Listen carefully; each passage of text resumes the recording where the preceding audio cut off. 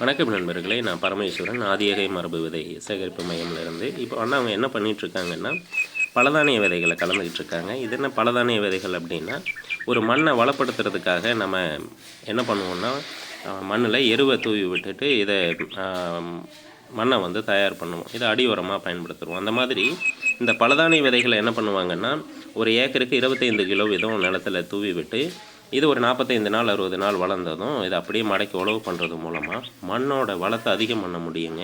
மண்ணில் தழைச்சத்துக்களை அதிகம் பண்ண முடியும். மண்ணில் பார்த்திங்கன்னா நுண்ணுயிர் பெருக்கத்தை அதிகம் பண்ணிக்க முடியும். மண்ணில் நீர்பிடிப்பு தன்மையை அதிகம் பண்ண முடியும்.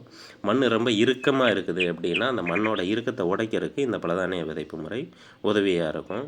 ஸோ இதில் என்னென்ன விதைகள்லாம் நம்ம கலக்கிறோம் அப்படின்னா, தானியங்கள், பயிர் வகைகள், எண்ணெய் வித்துக்கள், அதுக்கப்புறம் பார்த்திங்கன்னா உரப்பயிர்கள், அதுக்கப்புறம் வாசனை பயிர்கள்னு சொல்லி ஒரு 20க்கும் மேற்பட்ட விதைகளை கலக்கிறோம்.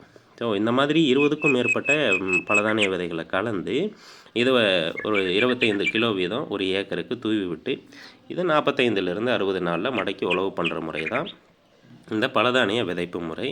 ஸோ இப்படி இருக்கக்கூடிய இந்த பலதானியங்களில் என்னென்னவெல்லாம் சேர்க்குறோம் அப்படின்னு கேட்டிங்கன்னா, தானியங்களை பொறுத்த வரைக்கும் கம்பு, சோளம், மக்காச்சோளம், அதுக்கப்புறம் கேழ்வரகு, அப்புறம் நெல் சேர்க்கலாம், கோதுமை சேர்க்கலாம். இப்படியான தானியங்கள் நம்ம சேர்த்துக்க முடியும். பயிர் வகைகளை பொறுத்த வரைக்கும் உளுந்து, பாசிப்பயிறு, தட்டைப்பயிறு, கொள்ளு, நரிப்பயிறு, சுண்டல், இந்த மாதிரியான பயிர் வகைகளை சேர்த்திக்கலாம்.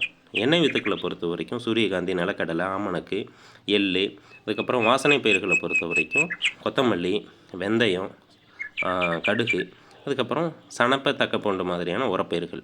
இப்படியான 20க்கும் மேற்பட்ட விதைகளை கலந்து 25 கிலோ வீதம் நம்ம 2875ன்னு சொல்லி எல்லாருக்கும் அனுப்பிட்டுருக்கோங்க.